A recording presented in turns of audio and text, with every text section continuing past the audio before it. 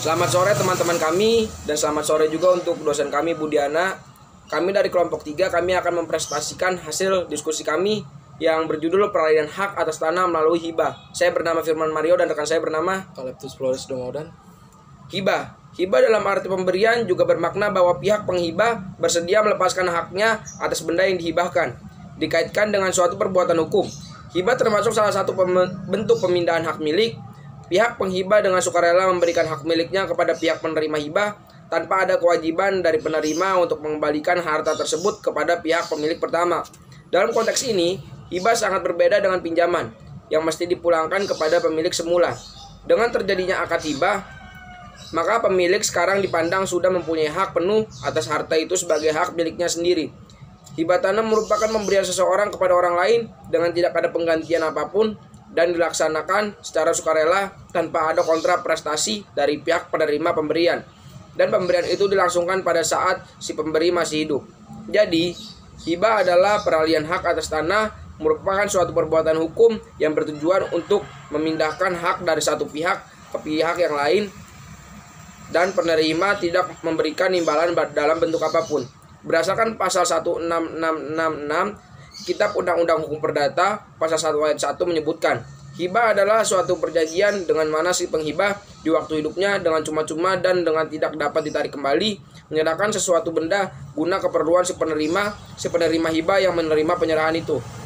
Jadi, pengertian pasal 1666 BW yang dinamakan pemberian atau hibah ialah suatu perjanjian di mana pihak yang satu menyanggupi dengan cuma-cuma secara mutlak memberikan suatu benda pada pihak yang lainnya. Pihak mana pemberian itu sebagai suatu perjanjian. Pemberian itu ketika mengikat dan tidak dapat dicabut kembali. Begitu saja menurut kehendak satu pihak. Jadi, berlainan sekali sifatnya dari satu hibah, wasiat atau pemberian dalam suatu testamen yang baru memperoleh kekuatan mutlak. Apabila orang yang memberikan benda sudah meninggal dan sebelumnya ia selalu dapat ditarik kembali. Unsur-unsur dan sifat perjanjian hibah.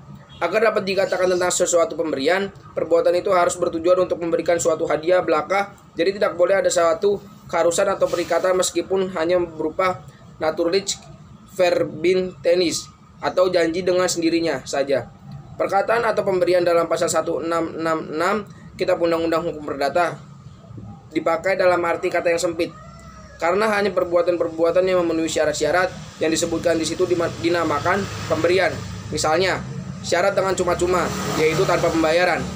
Di sini dapat dikatakan tentang suatu formal schenking, yaitu hanya untuk memenuhi formalitas pemberian atau hibah. Hal-hal dalam perjanjian hibah. Yang pertama, objek. Menurut ketentuan yang terdapat dalam pasal 1667 KUH Perdata yang berbunyi, hibah hanyalah dapat mengenai benda-benda yang sudah ada. Jika hibah itu meliputi benda-benda yang baru akan ada di kemudian hari, maka sekedar mengenai itu hibahnya batal. Dari ketentuan yang terdapat dalam pasal di atas, maka dapat diketahui bahwa perjanjian hibah adalah benda yang sudah ada, baik berupa benda bergerak maupun benda tidak bergerak. Yang kedua, larangan. Hal-hal yang tidak boleh dilakukan dalam penghibahan adalah sebagai berikut. Yang pertama, Kitab Undang-Undang Hukum Perdata pasal 1668 menyebutkan si penghibah tidak boleh memperjanjikan bahwa ia tetap berkuasa untuk menjual atau memberikan kepada orang lain suatu benda yang termasuk dalam hibah. Hibah semacam itu sekedar mengenai benda tersebut dianggap sebagai batal. Yang kedua, Kitab Undang-Undang Hukum Perdata pasal 1670 menyebutkan suatu hibah adalah batal jika dibuat dengan syarat bahwa si penerima hibah akan melunasi utang-utang atau beban-beban lain selain yang dinyatakan dengan tegas di dalam akta hibah itu sendiri atau di dalam suatu daftar yang ditempelkan padanya. Yang ketiga, dalam Kitab Undang-Undang Hukum Perdata pasal 1678 menyebutkan dilarang adalah penghibahan antara suami istri selama perkawinan. Karena suami istri tanpa perjanjian kawin pemisahan harta benda berarti satu harta atau harta campur. Yang keempat, berdasarkan KUH Perdata pasal 1684, penghibahan yang diberikan kepada seorang perempuan bersuami tidak dapat diterima selain menurut ketentuan dari bab kelima buku ke-1 KUH Perdata. Ya, berikut mengenai tentang tata cara penghibahan. Yang pertama, berdasarkan pasal 1682 KUH Perdata menyebutkan tiada suatu hibah kecuali yang disebutkan dalam pasal 1687 dapat diancaman batal dilakukannya selesainya dengan suatu akta notaris yang hasilnya disimpan oleh notaris itu sendiri.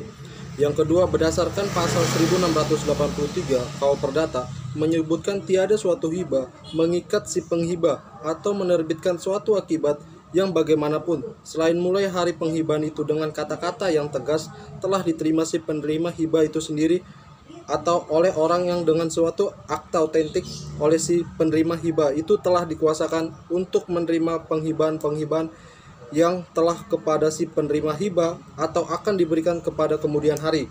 Yang ketiga, berdasarkan pasal 1685 KUH Perdata menyebutkan penghibahan kepada orang-orang belum dewasa berada di bawah kekuasaan orang tua harus diterima oleh orang yang melakukan kekuasaan orang tua. Penghibahan kepada orang-orang yang belum dewasa yang berada di bawah perwalian atau orang-orang mampu atau termampu harus diterima oleh si wali atau si pengampu yang untuk itu harus dikuasakan oleh pengadilan negeri. Yang keempat, berdasarkan pasal 1686 KUH Perdata menyebutkan hak milik atas benda-benda yang termaksud dalam penghibahan sekalipun penghibahan itu telah diterima secara sah tidaklah berpindah kepada si penerima hibah selain dengan jalan penyerahan yang dilakukan menurut pasal 612, 1613, 616 dan selanjutnya.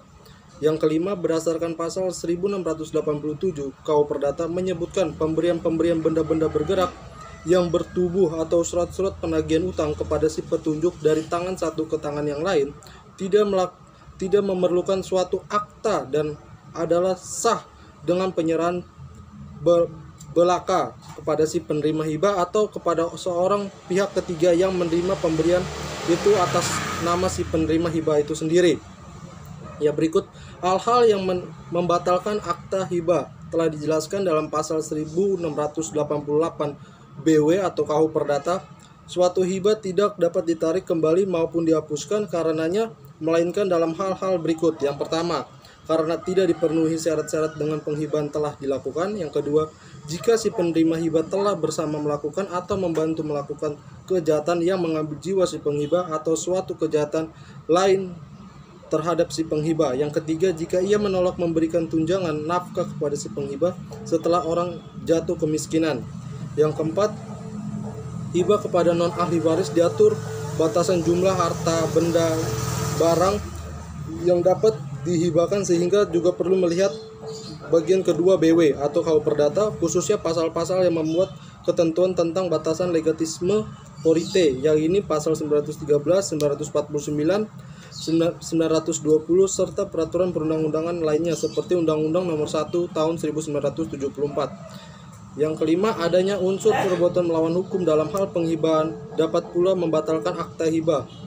Ketidakcermatan kantor pertanahan dalam menerbitkan sertifikat yang berasal dari hibah palsu seringkali terjadi karena tidak meneliti apakah hibah atas tanah dibuat oleh PPAT atau tidak. Akibatnya berbagai sengketa tanah dengan sertifikat berasal dari hibah palsu yang bermunculan. Hibah atas tanah karena pemberian secara cuma-cuma awalnya tidak menjadi objek pajak, tetapi dengan berjalannya waktu ternyata hibah dilakukan untuk melakukan transaksi jual beli terselubung untuk menghindari pajak, maka peralihan hak melalui hibah menjadi objek pemungutan PPh atau dibayar pemberi hibah dan pemungutan BPHTB dibayar penerima hibah, kecuali dapat dibuktikan bahwa hibah itu dilakukan kepada ahli waris langsung atau dari orang tua kepada anak kandung. Pembebasan pajak itu pun tidak secara otomatis tetapi harus memohon surat keterangan bebas atau SKB pajak kepada kantor KPP setempat. Hibah wasiat itu adalah hampir sama dengan hibah, tapi penerima hibah tidak tahu dan berlaku terjadi peralihan hak jika pemberian hibah sudah mati. Jadi presentasi dari kami itu mengenai tentang peralihan hak atas tanah melalui hibah. Sekian dan terima kasih. Kami dari kelompok 3, selamat sore.